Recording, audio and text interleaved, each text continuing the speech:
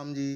रामचरितमानस सुंदरकांड दोहा संख्या 48 के पिछले दोहे में विभीषण जी कहते हैं, हे कृपा और सुख के पुंज श्री राम जी, मेरा असीम सौभाग्य है जो मैंने ब्रह्मा और शिव जी के द्वारा सेवित युगल चरण कमलों को अपने नेत्रों से देख रहा हूँ।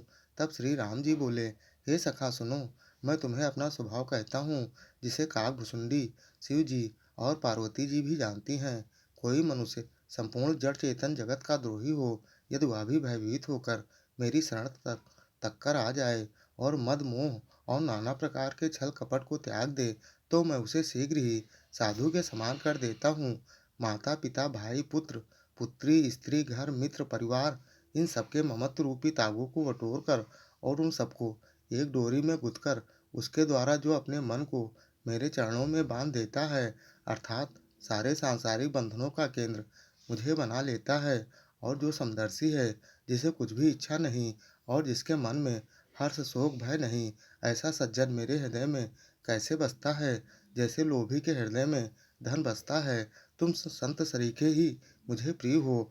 मैं और किसी के निहोरे से कृतज्ञतावश देह धारण नहीं करता।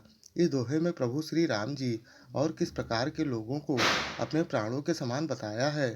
प्रभु के ऐसे वचन सुनकर वहां मौजूद बानरगण और विभीषण जी पुकार करते हुए क्या कहते हैं।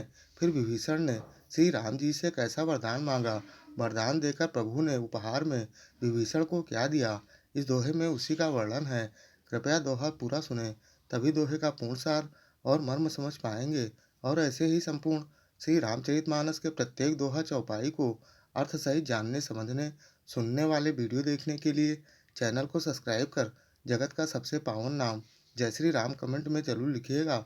बहुत ही मोहक चालीसा धुन में। सगुन उपासक परहित रामा, निरत नीति दृढ़ नेम सिया रामा, ते नर प्राण सा मान मम रामा, जिनके द्विज पद प्रेम सिया रामा। प्रभु कहते हैं, जो सगुण साकार भगवान के उपासक हैं, दूसरे के हित में लगे रहते हैं, नीति और नियमों में दृढ़ हैं, और जिन्हें ब्राह्मणों के चरणों में प्रेम है, वे मनुष्य मेरे प्राणों के समान है।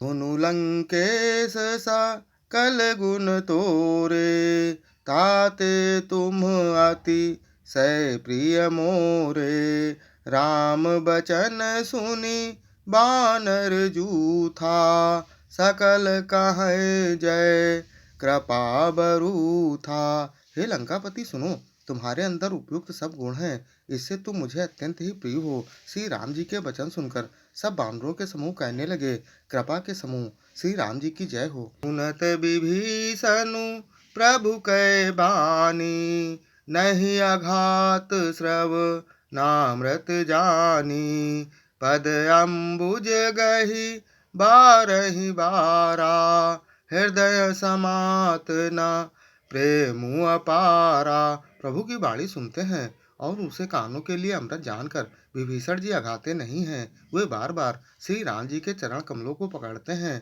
अपार प्रेम है, हृदय में समाता नहीं है।